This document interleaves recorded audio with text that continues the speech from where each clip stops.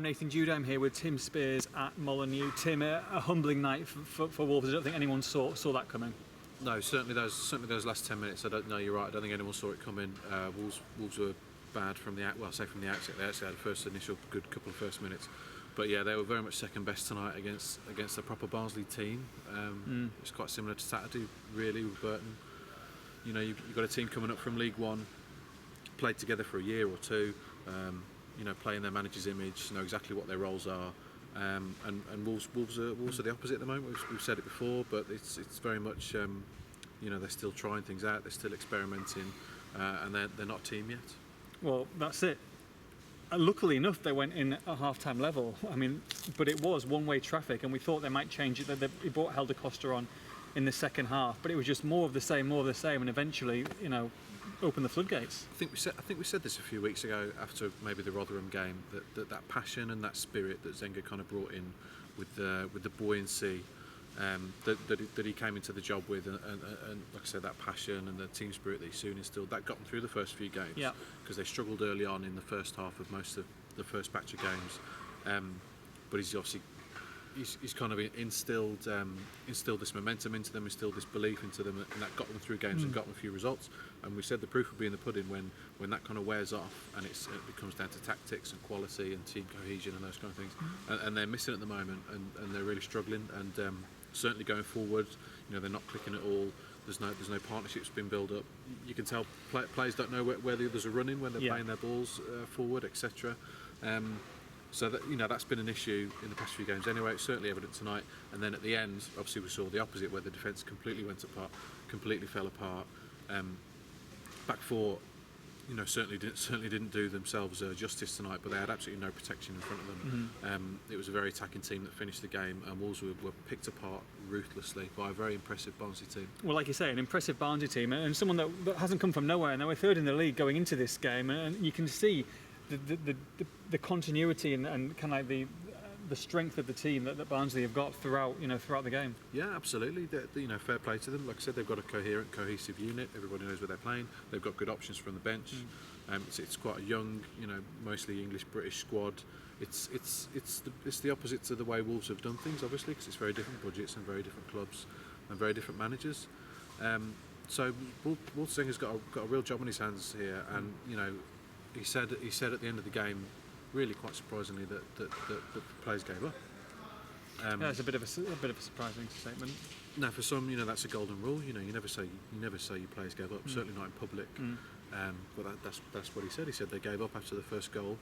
So he hung them out to dry there, and a lot of them will already be unhappy about not being in the team. All the rotation, all the changes that have been made. So what are they going to think now? It's a risky strategy, to be honest. I mean, he's admitted his failings as well. He said he takes responsibility for the defeat. He said he's making risks at the moment with his team selection, and he's fully well aware of that. But he's going to take time, and it's not going to be a quick fix overnight. He's going to take time, and it could be a month or two before he gets his. If he wants a starting 11 that he's happy with, that he can roll out every single game, or at least a 12. At the moment, he's got a 19. Yeah, exactly. Well, more than that. I mean, Wolves have gone into the unknown with a lot of signings they brought in. I think they made 12 signings. I think 8 of them have never played in England before. 9 of them never played in the Championship, if you include Borthwick Jackson. So there's a lot of gambles and there's a lot of risks here.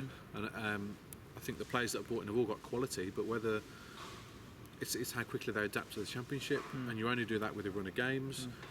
But at the same time, he's trying to find his best 11. Yeah, and they're playing Saturday, Tuesday. So. Yeah, exactly. And he doesn't want to be making 7 changes or 5 changes. I think that's pretty obvious. Sure. He's not an idiot. He's worked at the very top levels of the game for many years. So now he's been given 12 new players.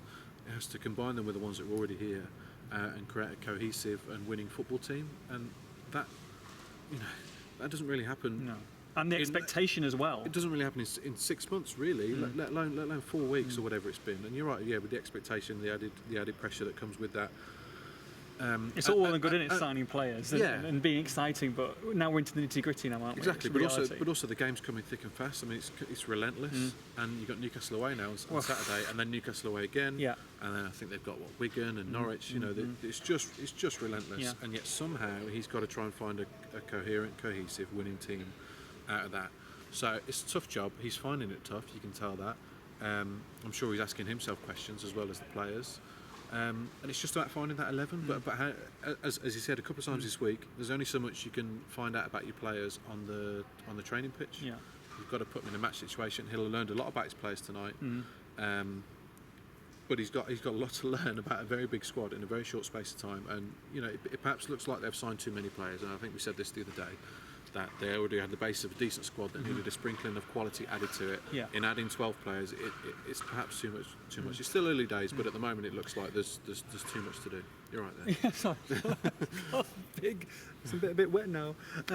Yeah, but I mean, this is obviously the lowest point of the Zenga era so far.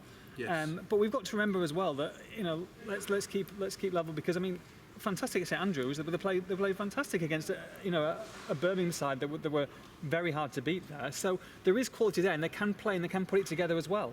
Yeah, well, the Reading game, I mean, they won that 2-0, it could have been even more. And you can look at it either way. You can say they've only lost 2 games so far this season. I mean, they're undefeated. This is the first home defeat, I think, since February. That's right. There had been 12 games unbeaten. So you can look at it that way, or you could say, they're winless in 3, and they've just drawn against Burton and lost against Barnsley. 2 games which you would have considered as bankers at the start of the season, home bankers. So that's a poor return. So you can look at it either way. Of course you can. But it's still very early days in the season. I don't think you really properly judge a team until after 10 games when you properly look at the table. But this Wolves team, as a few people have said, and in fact, Steve Bull said it in his column a few times, we're not expecting to see the proper Wolves team here for about 6 months, and it's going to take a long time to settle down. So maybe this is a bit of an eye opener for the fans, to dampen their expectations a little bit, because Quite literally in the case of Nathan Judah. This is a very, very competitive league, which is getting better every year. As in the quality. It's a lot better than last year. Look at what Newcastle have done tonight, I think, at QPR, and Villa, and look at Barnsley, and look at Huddersfield, and Derby, and Norwich, and it's a very, very, very tough league. Well, Villa are finding it hard as well. I mean, look at them. They've spent an incredible amount of money. I think more than Real Madrid in the window, and yet they're struggling. They're finding themselves at the wrong end of the table. So it's not just exclusively Wolves. Now they've got to go to Newcastle, and I mean, out of all the places to go, the last place I'm sure Walter Zenga wants to go is to Newcastle for 2 games in 4 days. But I'm not sure about that, because they've got nothing to lose, have they? They're expected to get thrashed. Newcastle have hammered QPR tonight, and Wolves have been hammered by Barnsley. So there's only one result, right? Of course there is. There's only one result that's going to happen. Newcastle are going to win it easily. So they go there with no expectations this time, which might be a good thing after 2 home games that they're expected to win. So they take however many players they've got, 55 players, up to Newcastle. They play a couple of teams in the 2 games. They see what they've got. They learn a lot more, and then they go again. That's what they have to do. They can do it no other way. But for the here and now, they've cancelled tomorrow's day off. For the players, it's going to be hard work. It's going to be rollickins. It's going to be organisation. But how quickly they buy into that, and how much they trust and respect him, and vice versa, is the only way that this is going to work. So there's a lot of people asking questions of themselves tonight. We'll be at Newcastle at St James's Park on Saturday. For all the post-match reaction on this one, make sure you log on to expressandstar.com.